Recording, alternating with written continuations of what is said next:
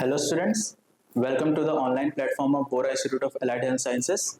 My name is Saman Masi and I am going to start the series of cell.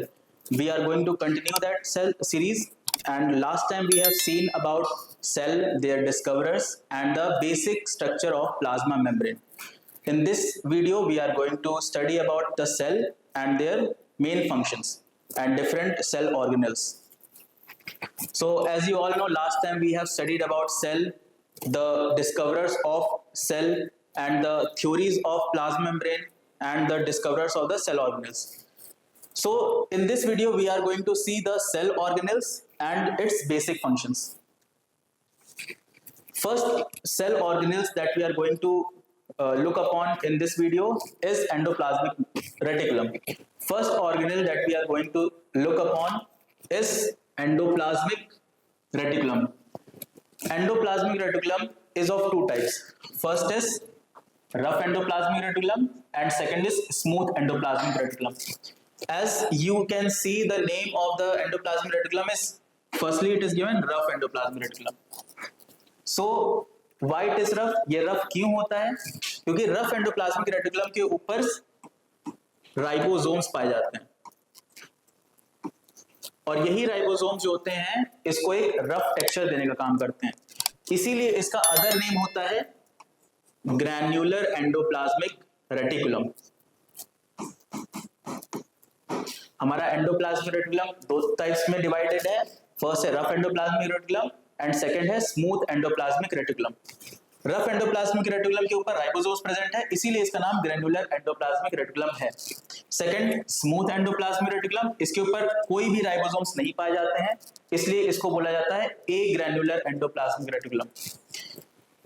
It is also known as a synthetic machinery of the cell. Why it is known as a synthetic machinery of the cell? Because it is responsible for the production of protein synthesis, lipid synthesis and steroid synthesis.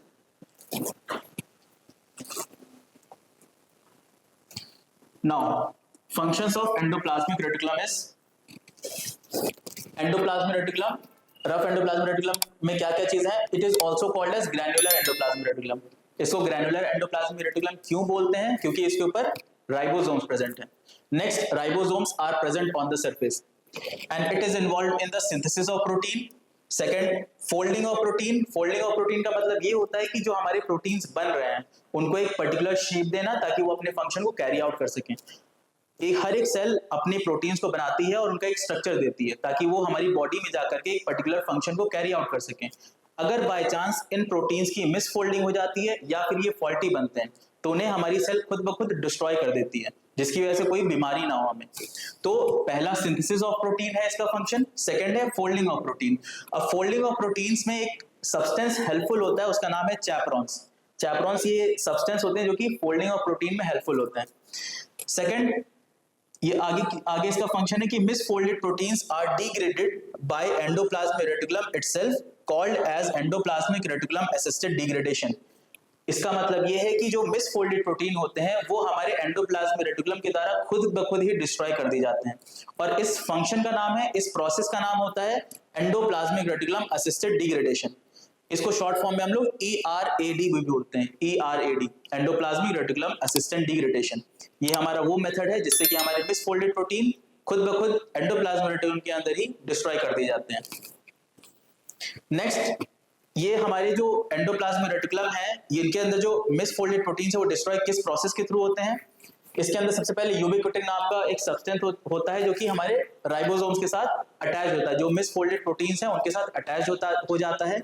उसके बाद ये जाता है प्रोटियोसोम्स में और प्रोटियोसोम्स के अंदर ये प्रोटीन का डिस्ट्रक्शन हो जाता है.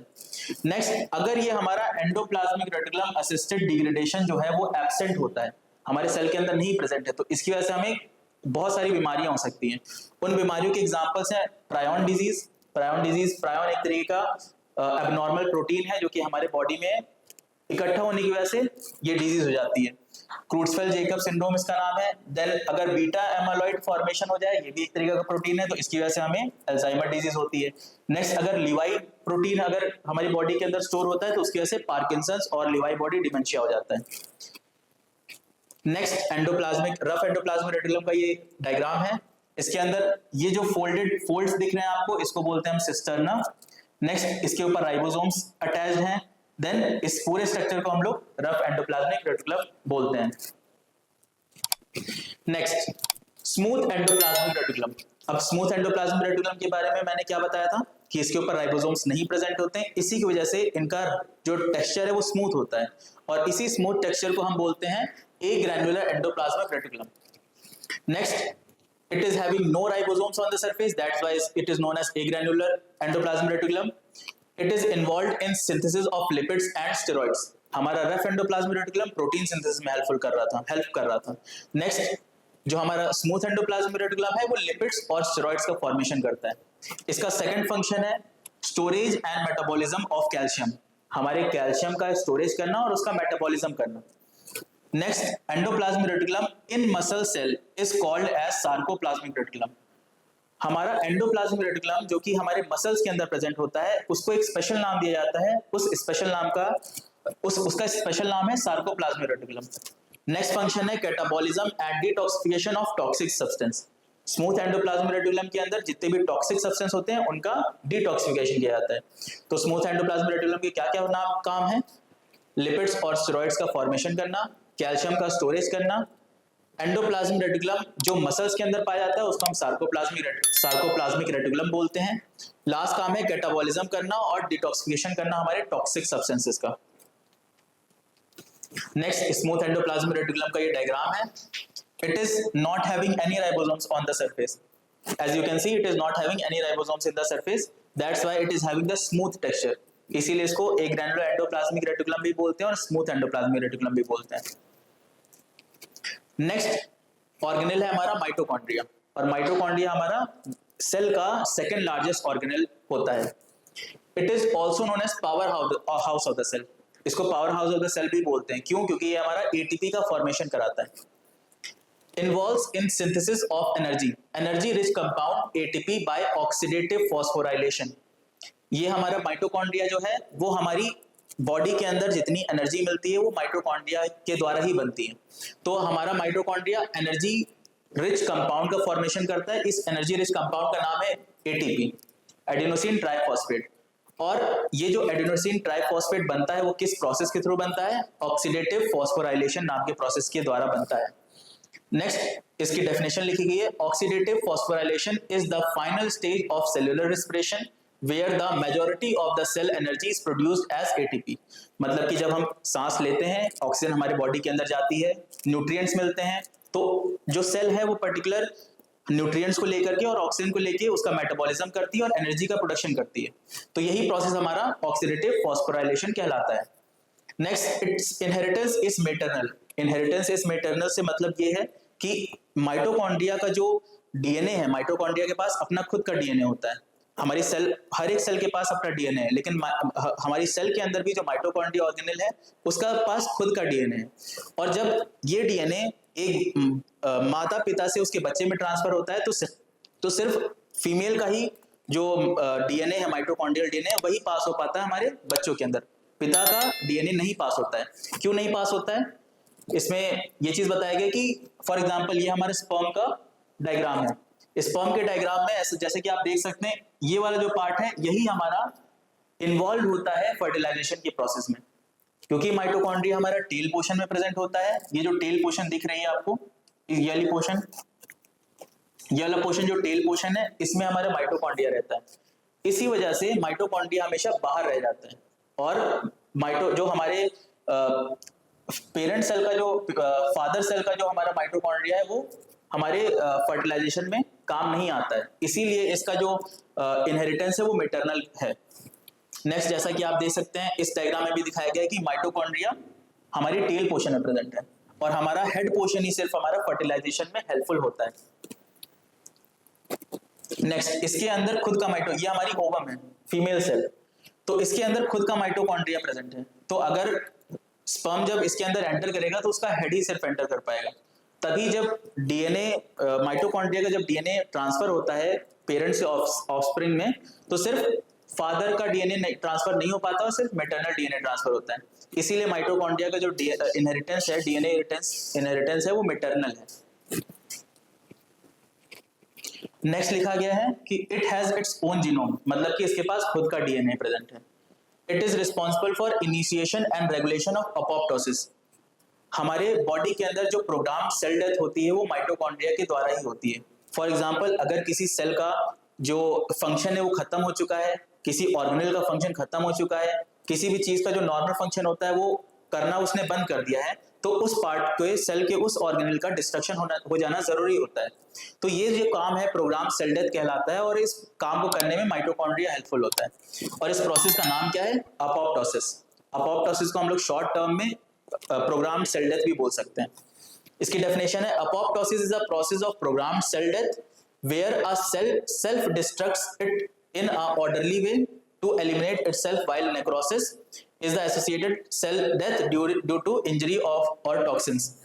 अपोप्टोसिस एक तरीके का प्रोग्राम सेल डेथ है, लेकिन नेक्रोसिस हमारा एक ऐसा सेल डेथ है जो कि इन्फ्लेमेशन और टॉक्सिन्स की वजह से होता है। अपोप्टोसिस हमारी बॉडी खुद के लिए करती है और नेक्रोसिस किसी बाहर के एजेंट की वजह से होता है। और अपोप्टोसिस करने का काम किसका है? माइटोकॉन्ड्रिया का।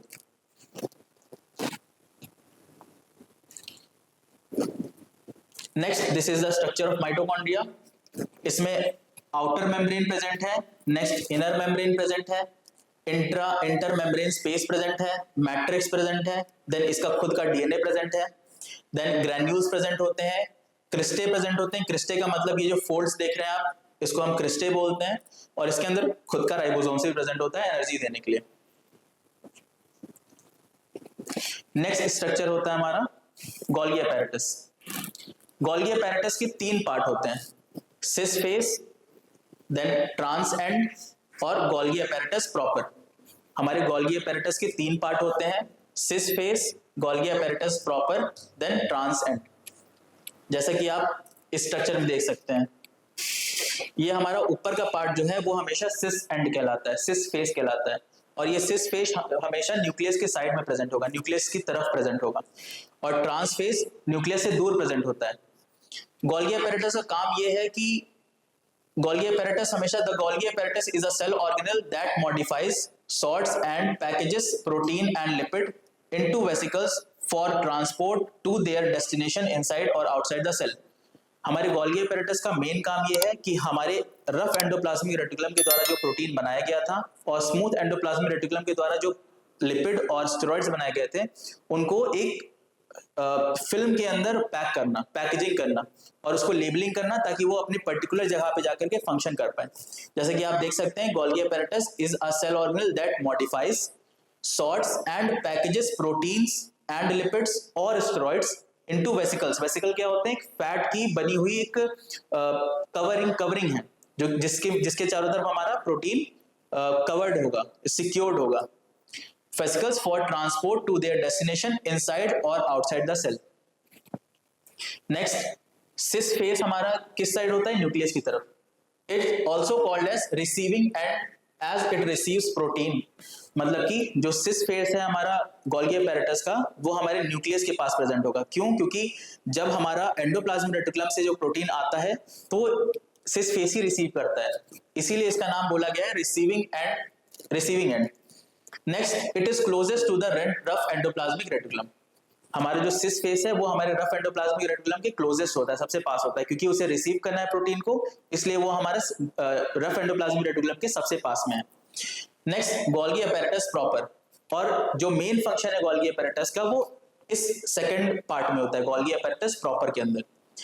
Also called as functional end, क्योंकि यहाँ पे मेन काम होता है इसीलिए इसको फंक्शनल एंड बोलते हैं, क्योंकि मेन फंक्शन हमारे गोल्गी अपैरेटस का इसी गोल्गी apparatus प्रॉपर के अंदर होता है। सेकेंड पॉइंट है, function of Golgi apparatus proper occurs here and this process known as glycolization of protein, glycosylation of protein.